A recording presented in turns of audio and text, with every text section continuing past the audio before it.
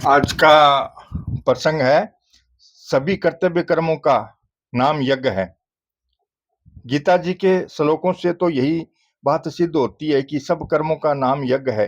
कैसे सिद्ध होती है, इस पर विचार किया जाता है। यज्ञों का विशेष वर्णन आता है गीता के चौथे अध्याय में 24वें श्लोक में 32वें श्लोक तक इनका प्रकरण आरंभ होता है। चौथे अध्याय के 23वें श्लोक से उसमें भगवान कहते हैं, गत संगस्य मुक्तस्य ज्ञानावस्थित चेतस यज्ञायाचरत क्रम समग्रम प्रविलीयते।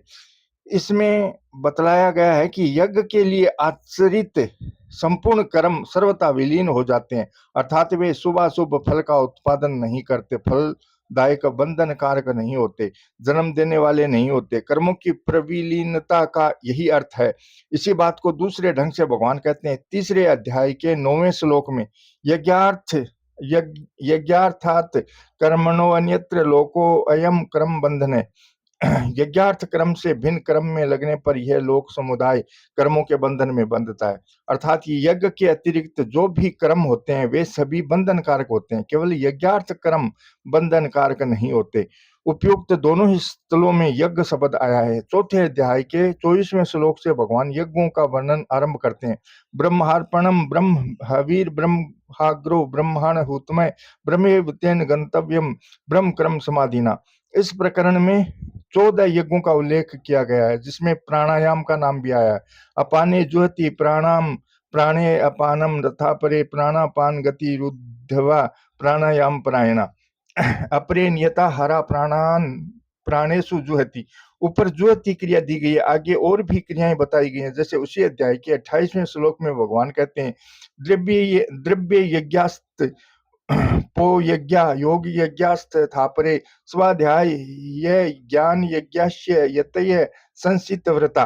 दान पुण्य आदि जितने भी कर्म पैसों से या पदार्थों से सिद्ध होते हैं उन्हीं को द्रव्य यज्ञ कहा गया है। इसी प्रकार जिसमें इंद्रियों का, मन का, शरीर का संयम किया जाए उस तपस्या को भी यज्ञ कहा गया है। यज्ञ नियम, आसन, प्राणायाम, प्रत्याहार, धारणा, ध्यान, समाधि, पांतजल्य योग के 8 अंग तथा हठ योग, लय योग, मंत्र योग आदि जो अन्य योग है उन्हें भगवान ने योग यज्ञ कहा है।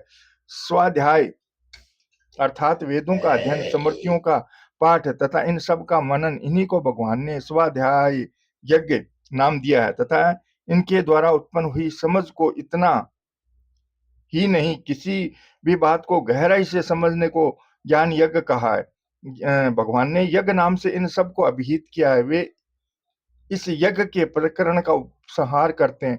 चौथे अध्याय के 32वें श्लोक में, एवं बहुविद्या यज्ञ वितता ब्रह्मणो मुखे कर्म जाने विधिताने सर्वानेवम ज्ञात्वा विमोक्ष्यसे। इस श्लोक में यज्ञों को कर्मजन्य बताया गया है। इसके पूर्ववर्ता श्लोक में श्री भगवान कहते हैं, यज्ञ शिष्टामृतो भुजो यान्ति ब्रह्म सनातनम। जो बात भगवान ने चौथे अध्याय के 23वें श्लोक में कही थी, यज्ञायाचरत क्रम समग्रम प्रविलीयते, उसी का उपसंहार एक प्रकार से वे चौथे अध्याय के 31वें श्लोक में करते हैं। यज्ञ शिष्ट अमृत का भोजन करने वाले सनातन ब्रह्म को प्राप्त होते हैं। इसी प्रकार तीसरे अध्याय के 13वें श्लोक में देखिए, यज्ञ शिष्टासीन संतो मुच्यते सर्व किल विषय। यज्ञ शेष भोजन करने वाले संपूर्ण पापों से मुक्त हो जाते हैं। अब देखिए, सब पापों से मुक्त हो जाना, संपूर्ण कर्मों का लीन हो जाना और यज्ञ से ब्रह्म की प्राप्ति, ये तीनों एक ही बात है। सबका मतलब एक ही निकलता है। तीसरे अध्याय के 9वें और 13वें तथा चौथे अध्याय के 23वें और 31वें, इन चारों श्लोकों में यज्ञ का फल बताया गया है। परमात्म तत्व की प्राप्ति, संपूर्ण पापों का नाश और संसार से संबंध विच्छेद। अतः जितने भी उपाय परमात्मा की प्राप्ति के हैं वे सब के सब गीता में यज्ञ नाम से अभिहित हुए हैं।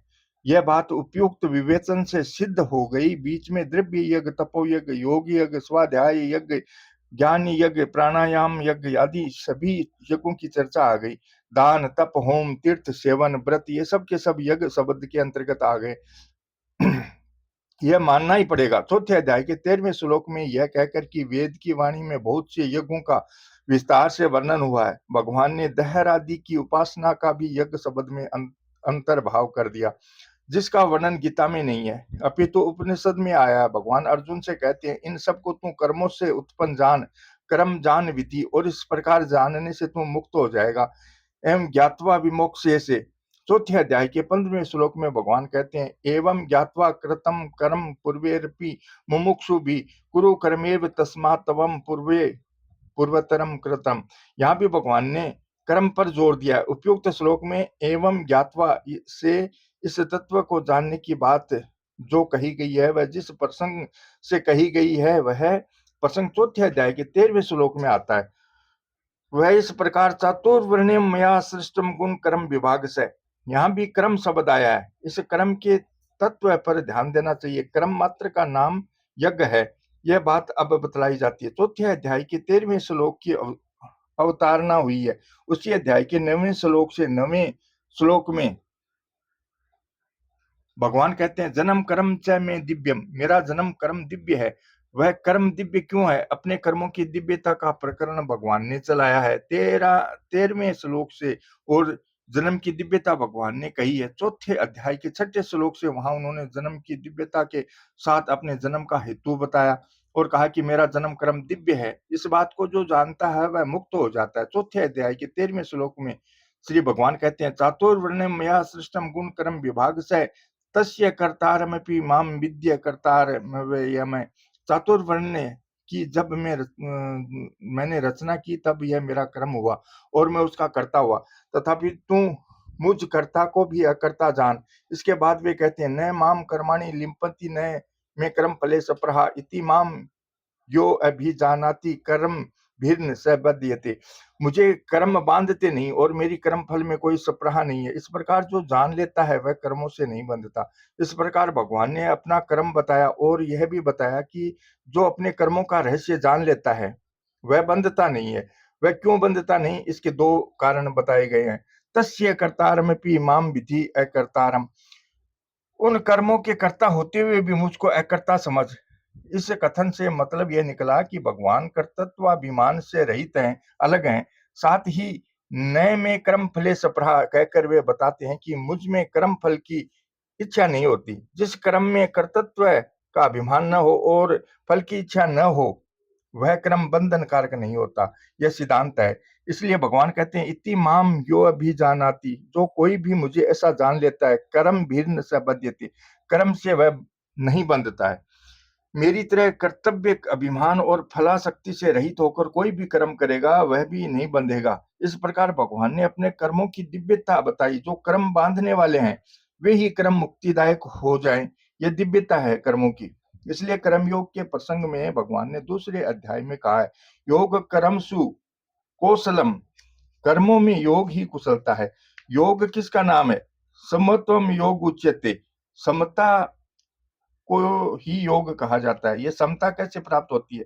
संग तैकत्वा और सिद्ध सिद्धियों समो भूतवा, मनुष्य आसक्ति का त्याग करे और सिद्धि आसक्ति में सम हो जाए, समान हो जाए, तब समता आती है। समता का नाम ही योग है। अब और योग ही कर्म में कुशलता है। जो कर्म बांधने वाले हैं वे ही मुक्ति देने वाले हो जाएं, यही कर्मों की कुशलता है। इसलिए कहा गया, इति माम यो अभिजानाति कर्म भिन्न स बध्यते एवं ज्ञात्वा कृतम कर्म पूर्वरपि मुमुक्षु भी। कुछ लोग कहते हैं कि जब तक मुमुक्षा उत्पन्न न हो तभी तक कर्म करना है, और मुमुक्षा उत्पन्न हो जाने पर मनुष्य को चाहिए कि वह संन्यास ले ले और कर्मों का त्याग कर दे। यह अद्वैत वेदांत की प्रक्रिया है। पर चौथे अध्याय के 15वें श्लोक में भगवान कहते हैं, एवं ज्ञात्वा कृतम कर्म पूर्वेरपि मुमुक्षु भी।